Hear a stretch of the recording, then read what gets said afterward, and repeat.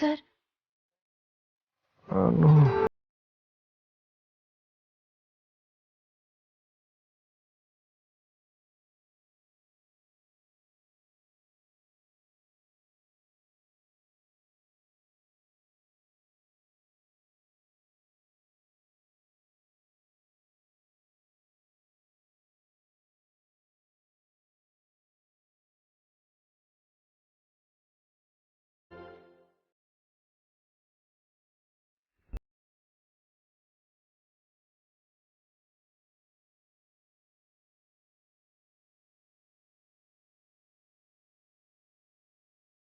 ಕನ್ವರಿಕೆಯಲ್ಲೂ ನನ್ನ ಹೆಸರನ್ನೇ ಹೇಳ್ತಿದ್ದೀರಾ ಸರ್? ತಾಯಿ ಎಲ್ಲವ ನಾನು ಇವ್ರ ವಿರುದ್ಧ ಹೋದಾಗೆಲ್ಲ ಇವ್ರು ನನಗೆ ಇನ್ನಷ್ಟು ಹತ್ರ ಆಗ್ತಿದ್ದಾರೆ. ಪ್ರತಿ ಸಲಾನು ಸರಿಯಾದ ಹೆಜ್ಜೆ ಇಟ್ಟು ಮುಂದೆ ನಡಿ ಅಂತ ಜೋಗ್ತವ ಹೇಳ್ತಿರ್ತಾಳೆ. ಆದ್ರೆ ಸರಿಯಾದ ದಾರಿ ಯಾವುದು?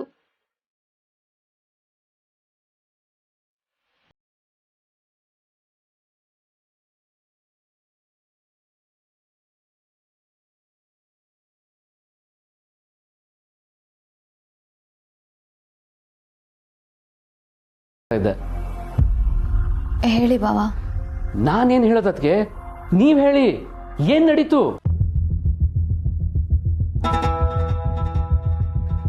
ನಾವು ದಾದನ್ ಬಗ್ಗೆ ಹೆಚ್ಚು ವಿಷಯ ತಿಳ್ಕೊಂಡಷ್ಟು ಅಪಾಯಕ್ಕೆ ಹತ್ರ ಆಗ್ತಿದೀವಿ ಅಂತ ಅನಿಸ್ತಾ ಇದೆ ನನಗೆ. ಏನಾಯ್ತದ್ಗೆ?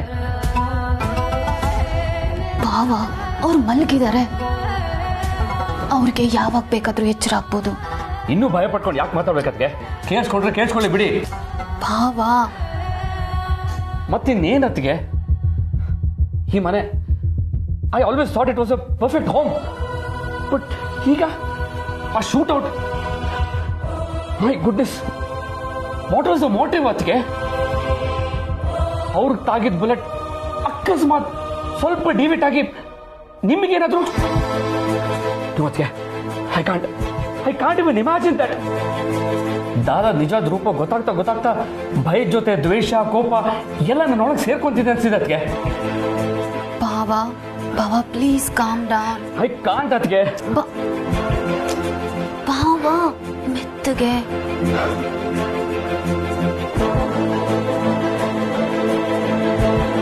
ಓಕೆ ಅತ್ಗೆ, ನೀವೇ ಹೇಳಿ, ನಿಮ್ಮ ಪ್ರಕಾರ ಈ ಅಟ್ಯಾಕ್ ಯಾಕಾಯ್ತು ಅಂತ ನೀವೇ ಹೇಳಿ. ಅದಕ್ಕೆ ನಾವ್ಯಾಕೋ ಬಹಳ ತಡ ಮಾಡ್ತಿದೀವಿ ಅನ್ಸಿದೆ. ಇದೆಲ್ಲ ದಾದಾದ ಪ್ಲಾನ್. ನನಗಾಗ ಅನಿಸ್ತಿಲ್ಲ ಬಾವಾ. What you mean? ಅದಕ್ಕೆ ಇವ್ರದೇ ಪ್ಲಾನ್ ಆಗಿದ್ದಿದ್ರೆ ಇವರೇ ಗುಂಡಿನ ತಿಂದು ಯಾಕೆ ಹೀಗೆ ಮಲ್ಕೋತಾ ಇದ್ರು?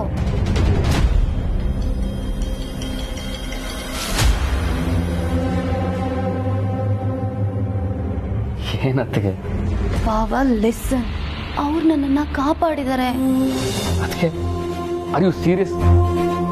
ಅವ್ರು ನಿಮ್ಮನ್ನ ಕಾಪಾಡಿದಾರಂತ ನೀವು ಸೀರಿಯಸ್ಲಿ ನಂಬ್ತೀರಾ? ಎಸ್. ಯಾಕೆ ಅಂದ್ರೆ ನಾನು ಅವ್ರ ಜೊತೆಗಿದ್ದೆ ಬಾವಾ. ನಾನ್ ನನ್ನ ಕಣ್ಣಾರೆ ನೋಡಿದ್ದೀನಿ. ನಮ್ದೆ ಹೇಗಿರ್ಲಿ? ಶಬಾಷತ್ಗೆ, ಅವ್ರ ನಂಬಿಕೆ ಅನ್ನೋ ಗಾಳಕ್ಕೆ ನೀವು ಮತ್ತೆ ಮತ್ತೆ ಮೀನಾಗಿ ಸಿಕ್ಕಾಕೊಂತ ಇದ್ದೀರಾ. ಅದಕ್ಕೆ ಜಸ್ಟ್ ಇಮ್ಯಾಜಿನ್, ಅವ್ರು ನಿಮ್ಮನ್ನು ಹೇಗೆ ಕಾಪಾಡಿದ್ರು ಅದೇ ರೀತಿ ರಾಜನಂದಿನಿ ಅಕ್ಕನ್ನ ಯಾಕೆ ಕಾಪಾಡಲಿಲ್ಲ? ಬಿಕಾಸ್ ಕಾಪಾಡಿದ್ರೆ ಆಸ್ತಿ ಸಿಗಲ್ಲ ಅಂತನಾ?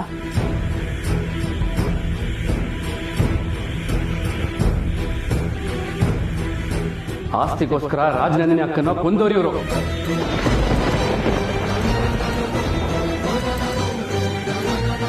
ಈಗ ನಿಮ್ಮನ್ನ ಕಾಪಾಡಿದಾರಂದ್ರೆ ಅದಕ್ಕೇನಾದ್ರೂ ಒಂದು ಕಾರಣ ಇದ್ದೇ ಇರುತ್ತೆ. ಅದಕ್ಕೆ ಇನ್ನೇನು ಕಾರಣ ಇರುತ್ತೆ? ಅವ್ರ ಬಗ್ಗೆ ಎಲ್ಲ ಸತ್ಯ ನಿಮಗೆ ಗೊತ್ತಾಗಿದೆ ಅಂತ ಅವ್ರಿಗೆ ಗೊತ್ತಾಗಿರ್ಬೇಕು. I don't know how.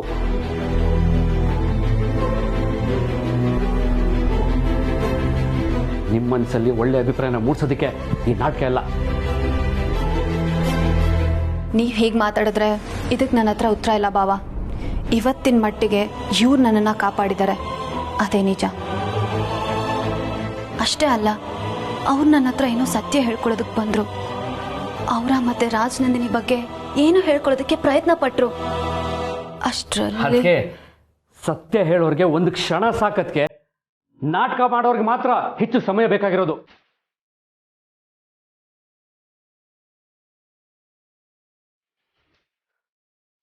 ಅದಕ್ಕೆ ನೀವು ಮತ್ತೆ ಮತ್ತೆ ಅವ್ರ ಬಲೆಗೆ ಬೀಳ್ತಾ ಇದ್ದೀರಾ. ನೀವು ಇನ್ನೋಸೆಂಟ್ ಆಗಿದ್ರು ಅಟ್ಲೀಸ್ಟ್ ದಡ್ಡಿ ಎಲ್ಲ ಅನ್ಕೊಂಡಿದ್ದೆ. ಬಟ್ ಬಾವಾ ಪ್ಲೀಸ್, ಈಗ ಈ ವಿಷಯ ಚರ್ಚೆ ಮಾಡೋ ಸಮಯ ಅಲ್ಲ. ಎಸ್ ಸತ್ಯಗೆ, ಈಗ ಈ ವಿಷಯನ ಚರ್ಚೆ ಮಾಡೋ ಸಮಯ ಅಲ್ಲ. ನಾವೇನೇನು ಅನ್ಕೊಂಡಿದೀವೋ ಅದನ್ನ ಆಕ್ಷನ್ ತರೋ ಸಮಯ.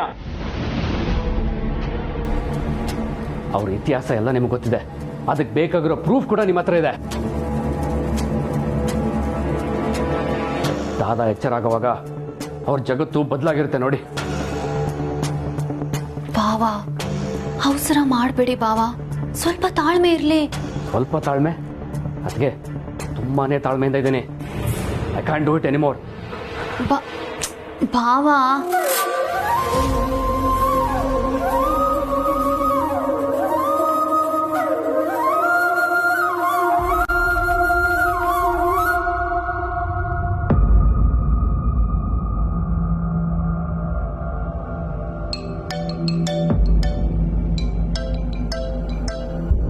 ಮೀರಾಜಿ ಕಾಲ್ ಮಾಡ್ತಿದಾರಲ್ಲ, ಆರ್ಯ ಹೇಗಿದ್ದಾನೆ ಅನ್ನೋದು ಇವರನ್ನು ಕೇಳಿದ್ರೆ ಗೊತ್ತಾಗ್ಬೋದು. ಇಲ್ಲ, ಆರ್ಯನ ಬಗ್ಗೆ ನಾನೇ ಖುದ್ದಾಗಿ ತಿಳ್ಕೊಳ್ಳೋದೆ ಸರಿ. ಈಗ ಮೀರಾ ಕಾಲ್ ಪಿಕ್ ಮಾಡಿದ್ರೆ ನಾನು ಎಲ್ಲಿದ್ದೀನಿ ಅನ್ನೋದನ್ನ ಹೇಳ್ಬೇಕಾಗತ್ತೆ.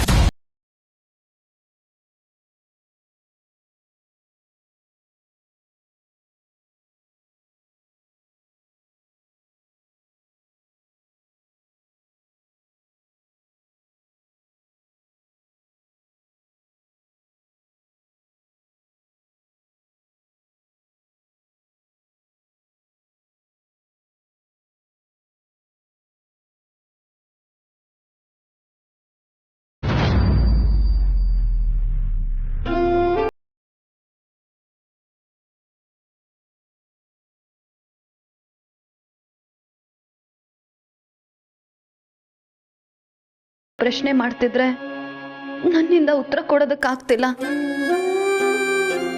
ನಿಮ್ಮನ್ನ ಪ್ರೀತಿಸುವಾಗ ಯಾರಾದ್ರೂ ನಿಮ್ ಬಗ್ಗೆ ತಪ್ಪಾಗಿ ಮಾತಾಡಿದ್ರೆ ಅವ್ರ ಮೇಲೆ ಜಗಳಕ್ಕೆ ಹೋಗ್ತಿದ್ದವಳು ನಾನು. ರಮ್ಯನ್ ಮೇಲೂ ಎಷ್ಟು ಸಲ ಸಿಟ್ಟು ಮಾಡ್ಕೊಂಡಿದ್ದೀನಿ. ಆದ್ರೆ ಈಗ ನಿಮ್ಮನ್ನ ವಹಿಸ್ಕೊಂಡು ಮಾತಾಡೋದಕ್ಕೆ ನನ್ನ ಹತ್ರ ಕಾರಣಗಳೇ ಇಲ್ಲ ಸರ್. ಗಂಡ ಹೆಂಡತಿ ಮಧ್ಯೆ ಮುಚ್ಚುಮರೆ ಇರಬಾರ್ದು ಅಂತಾರೆ. ಹಾಗೆ ನೋಡಿದ್ರೆ ಮದುವೆ ಆಗಿ ಇಷ್ಟು ದಿನಗಳಾದ್ರೂ ನಾವಿಬ್ರು ನಿಜವಾದ ಗಂಡ ಹೆಂಡತಿಯಾಗಿ ಬದುಕೇ ಇಲ್ಲ ಅಲ್ವಾ ಸರ್?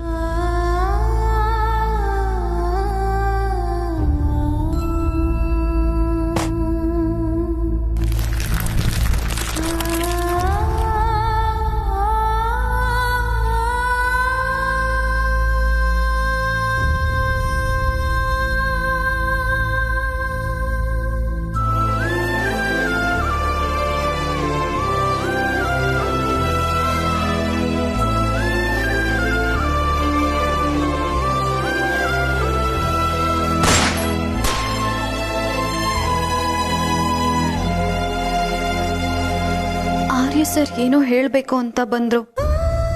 ನನಗೋಸ್ಕರ ಅವ್ರ ಲೈಫ್ನೇ ರಿಸ್ಕ್ ತಗೊಂಡ್ರು. ನನಗ್ ಬೀಳ್ಬೇಕಾಗಿರೋ ಗುಂಡು ಇವ್ರಿಗೆ ಬಿತ್ತು. ಇಷ್ಟೆಲ್ಲ ಪ್ರೀತಿ ಮಾಡೋರ್ಗೆ ನಾನು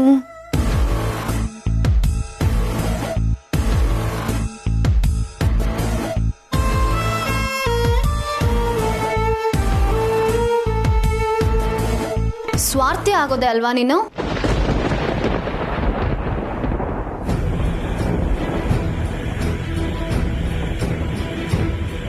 ನನ್ನನ್ನ ಕೊಂದವನು ಈಗ ನಿನ್ನನ್ನ ಕಾಪಾಡಿದಾನೆ ಅನ್ನೋ ಕಾರಣಕ್ಕೆ ಇವನ್ ಹೀರೋ ಆಗೋದ ಅಲ್ವಾ?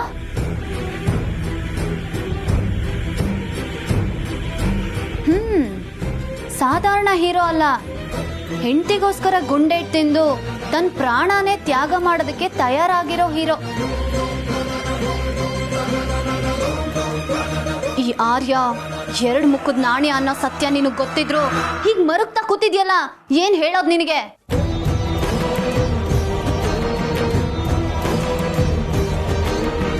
ಅವೆರಡು ಮುಖದಲ್ಲೂ ಯಾವುದು ಸತ್ಯ ಅನ್ನೋ ಕನ್ಫ್ಯೂಷನ್ ಅಲ್ಲಿದ್ದೀನಿ. ಒಂದು ಕೈಯಲ್ಲಿ ದಾನ ಮಾಡಿ ಇನ್ನೊಂದು ಕೈಯಲ್ಲಿ ಕುತ್ತಿಗೆ ಹಿಡಿದ್ರೆ ಎರಡರಲ್ಲಿ ಯಾವ್ದೊಂದು ಸತ್ಯ ಅಂತ ನಂಬ್ತೀಯ? ದಾನ ಬರೀ ನಾಟಕ, ಕುತ್ತಿಗೆ ಹಿಡ್ದಿರೋದೇ ಸತ್ಯ. ನಿನಗೋಸ್ಕರ ಗುಂಡೇಟ್ ತಿಂದ, ಆದ್ರೆ ನನ್ನನ್ನ ಕೊಂದೇ ಬಿಟ್ಟ ನನ್ನ ಗಂಡ.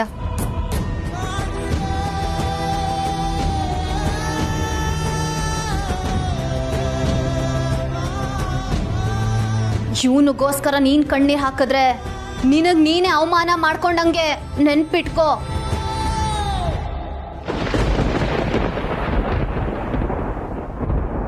ಇಲ್ಲ ಅನು, ನಾನು ತಪ್ಪು ಮಾಡಿಲ್ಲ.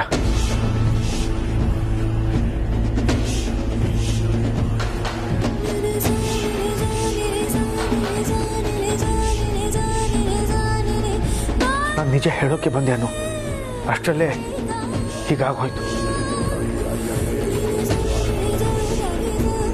ನನ್ನ ನಂಬುವನು. ನಾನು ಇದಕ್ಕೂ ಮೊದಲು ಹೇಳಿದ್ದು ಸುಳ್ಳು, ಆದರೆ ಈಗ ಅದನ್ನು ಒಪ್ಕೊಂಡು ನಿಜ ಹೇಳೋಕೆ ಕಾಯ್ತಿದ್ದೀನಿ. ಮತ್ತೆ ಸುಳ್ಳು, ಮತ್ತೊಂದು ನಾಟಕ. ಅನು, ತಪ್ಪು ಮಾಡಿದ್ದನ್ನು ಒಪ್ಕೊಳ್ಳೋದು ಸಹ ಒಳ್ಳೆ ಗುಣನೇ ಅಲ್ವಾ? ರಾಜನಂದಿನಿ ಪಾಲಿಗೆ ಆರ್ಯವರ್ಧನ್ ಅಲಿಯಾ ಸುಭಾಷ್ ಪಾಟೀಲ್ ವಿಲನ್. ನನ್ನನ್ನ ಕೊಂದು ನನ್ನ ತಂದೆ ಸಾವಿಗೆ ಕಾರಣವಾದ ವಿಲನ್, ನನ್ನ ತಾಯಿ ಮುಗ್ಧತನ ಬಳಸ್ಕೊಂಡ ವಿಲನ್. ನೀನ್ ನಿನ್ ಸೇವೆ ಮಾಡ್ಕೊಂಡು ಇಲ್ಲೇ ಬಿದ್ದಿರು.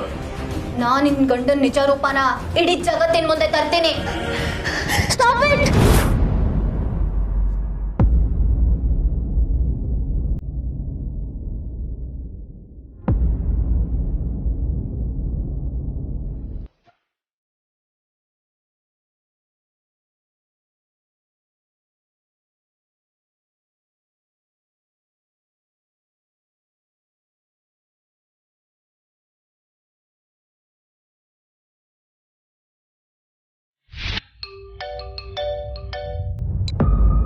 ಹಾಂ ಮೀರಾ, ನಾನೇ ನೀನು ಕಾಲ್ ಮಾಡ್ಬೇಕಂತಿದ್ದೆ, ಬಟ್ ಈ ಕೇಯಾಸ್ ಮಧ್ಯೆ ಐ ಕುಡಂಟ್ ಕಾಲ್ ಯು.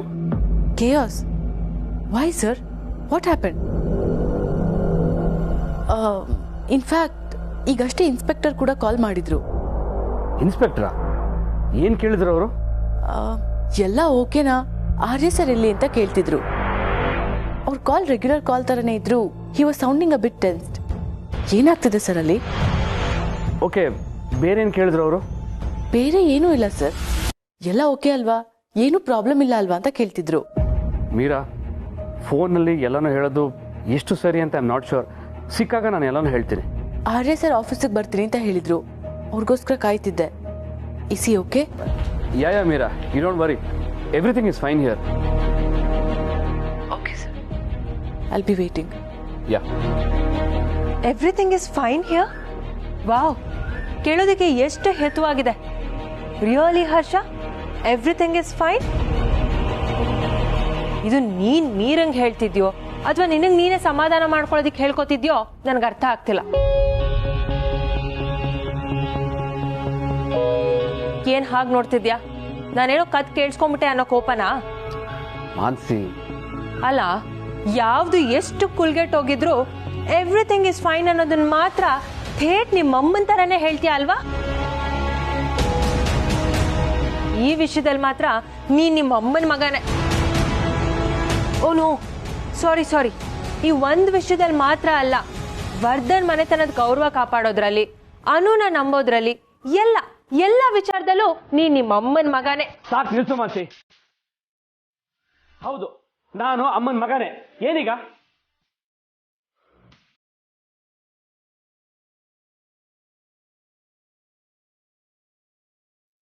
ಅಮ್ಮನ ಮಗನಾಗಿರೋದು ಅಪರಾಧ ಏನಲ್ಲ ಅಲ್ವಾ? ಏನ್ ನಾಚಿಕೆ ಪಡಬೇಕಾದ ವಿಷಯನಾ? ಹೌದು ಮಾನ್ಸಿ, ಈ ವಿಷಯದಲ್ಲಿ ನಾನು ಅಮ್ಮನ ಮಗನೇ. Live with that fact. Harsha, I am sorry. ನಾನು ಏನು ಹೇಳ್ಬೇಡ ಮಾನ್ಸಿ.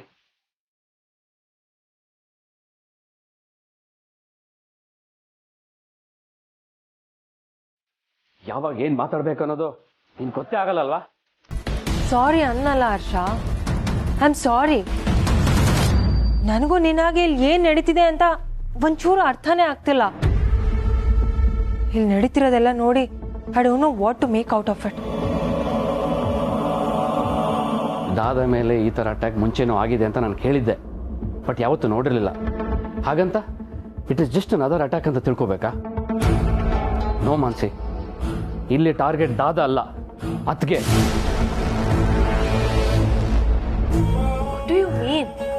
ಅದನ್ನು ಕೂಡ ಸ್ಪಷ್ಟವಾಗಿ ಹೇಳೋಕ್ಕಾಗ್ತಿಲ್ಲ. ಅಷ್ಟೇ ಅಲ್ಲ, ಇದಾದಾಗಿಂದ ಜೇಂಡೆ ಕೂಡ ನಾಪತ್ತೆ. ಇದಕ್ಕೇನು ಅರ್ಥ? ಯಾವಾಗಲೂ ದಾದಾ ಜೊತೆ ಇರ್ತಿದ್ದ ಜೇಂಡೆನೇ ಕಾಣಿಸ್ತಾ ಇಲ್ಲ. This is the first time Mansi. ಒಂದ್ ವೇಳೆ ಜೇಂಡೆನೇ ಈ ಅಟ್ಯಾಕ್ ನ ಪ್ಲಾನ್ ಮಾಡಿದ್ರೆ? No Mansi, that is not believable.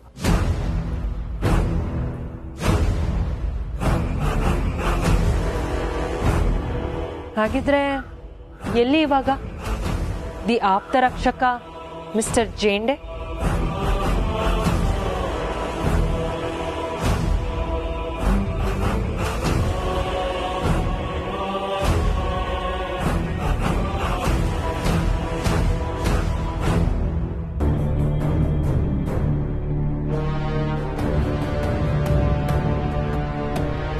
Aryan ಬಗ್ಗೆ ಯಾರು ಏನೇ ತಿಳ್ಕೋಬೇಕಿದ್ರು ನನ್ನನ್ನು ಕಾಂಟ್ಯಾಕ್ಟ್ ಮಾಡಬೇಕಿತ್ತು.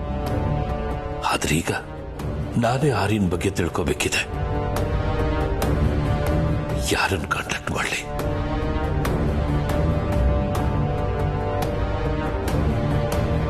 ಜೇಂಡೆ ಕೈ ಇಟ್ಟಿದ್ದ ಕಾರ್ಯ ಯಾವುದು ಕೆಡೋದಿಲ್ಲ ಅನ್ನೋ ಮೊಂಡು ಧೈರ್ಯದಲ್ಲೇ ಬದುಕ್ಬಿಟ್ಟೆ. ಈ ಅನು ಬಂದ ಮೇಲೆ ನನ್ನ ಕೆಲಸ ಎಲ್ಲ ಕೆಡೋಕ್ ಶುರುವಾಗಿರೋದು.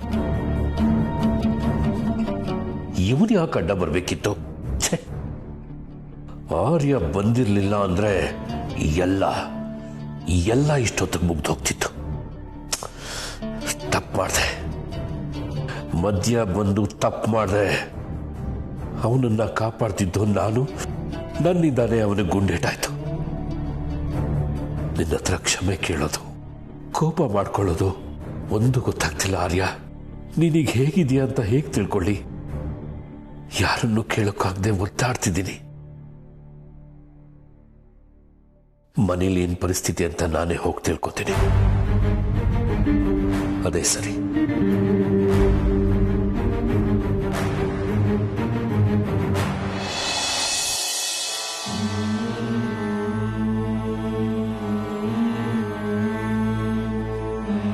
ಖಾಲಿ ಹಾಳೆ ಅಂತಿದ್ದ ಬದುಕಿಗೆ ಬಣ್ಣ ತುಂಬಿದೋಳು ನೀನೆ. ಇಡೀ ಬದುಕಲ್ಲಿ ನಾನು ಯಾರನ್ನ ನಂಬಿದ್ನೋ ಅವರ ಬಣ್ಣ ಬಯಲು ಮಾಡ್ತಿರೋಳು ನೀನೆ. ಈಗ ಭಕ್ತಿಗಿಂತ ಪಾಪ ಪ್ರಜ್ಞೆಲಿ ಬಂದು ಕೂತಿದ್ದೀನಿ ತಾಯಿ. ಇಷ್ಟು ಕಾಲ ಸುಳ್ಳಲ್ಲಿ ಬದುಕದ್ನಲ್ಲ ಅಂತ ನೆನೆಸ್ಕೊಂಡ್ರೆ